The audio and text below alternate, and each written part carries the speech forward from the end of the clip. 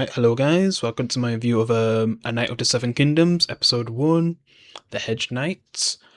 So I guess we're following some character called Duncan. He's supposed to be a knight, but man, he's like the worst knight I've ever seen. Even Shrek's a better knight than this guy, but yeah. It could lead to something special eventually, I guess. Maybe you're seeing him start from just the bottom and then he becomes something so great that he maybe takes down a Targaryen, which I don't know if like a Targaryen is on the phone right now, like Bello or whatever his name is. But yeah, we're just mainly following this guy, and then he ends up having like a companion, Egg. I was going to call him Bald Guy for the review. And then before he meets him, he ends up burying someone that was like, I don't know if it was his father, but yeah. He ends up travelling on without him.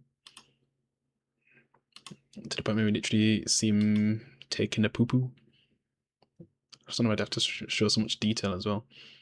Then he ends up getting some food from this person. And then I don't know if it's like a fortune teller or someone who can just see the future, like knowing that he's trouble.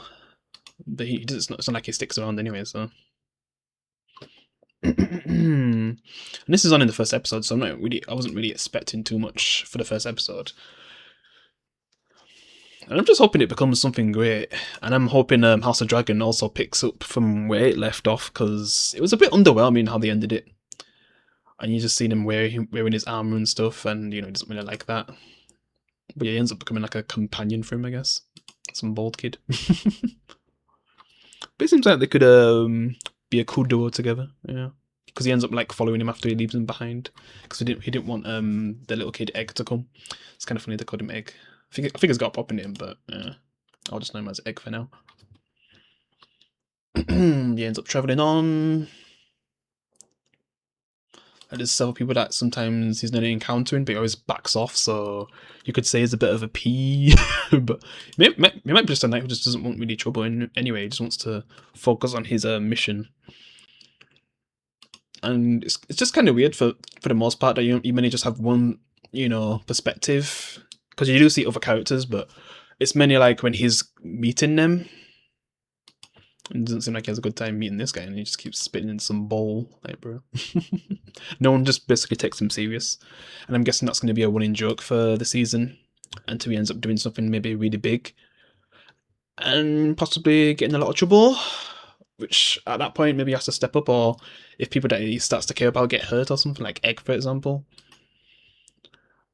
It could be a character that ends up having a lot of character growth. Yeah. I just don't know how far things will get for him though. Like, will he end up becoming like a great knight to the point where he could become king, maybe taking down a Targaryen? But I don't know. He ends up trusting some I don't want to say holes, but they just seem like they're just trying to trick him, and he ends up finding out it was a trick, to where to take him, because he had a lead, but ended up going nowhere. And I just feel bad about that, because I guess they kind of see that even though he's not really the best knight. They could tell that he's a good guy, I guess. And then this guy, he ends up wanting to fight him. Probably, I don't even think Duncan could beat this guy. And this guy just wants him to be beaten. Yeah. But I do see potential in how things could go. It's just like the first episode, so again, I didn't really expect much from it. And I don't know if it's only going to be like 6 episodes or maybe more than that. Because when I check on this thing that I'm using, Streamio, he only shows 6 episodes, but he's just getting a watch. Don't need to see all that. He ends up finding a tent, so he can get some free food, but then someone inside there who's in charge doesn't really like that. Gotta try not to show nudity of like this scene. But yeah. He ends up going to like a place where I guess you have to give offerings, and if you don't, you could end up in danger, which he doesn't give any offerings. He literally just comes to have supper, which he literally says to the guy. And he kind of, I guess, in a way respects that, because most people would just be scared of him, I guess.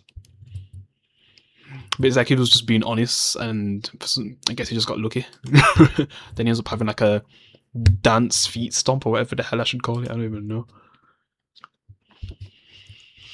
And I think the guy just basically respects that he's just honest. He's not scared to just be honest, I guess. Even though he has fear of that something bad's going to happen from it. But then it doesn't. Yeah. So I don't know if they'll end up having like some kind of friendship throughout the show or not. but we just know the main duo is going to be Duncan and Egg anyway. Yeah. But yeah, there's not really a lot I can really say about this episode. It's just like the start, and it's just, like I said, it's really weird to only have like mainly one perspective in the show.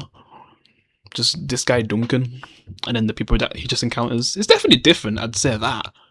And a show called A Night of the Seven Kingdoms, I guess that just explains it all. Like, it's literally the title. It basically says that, you know, it's basically going to be about one person.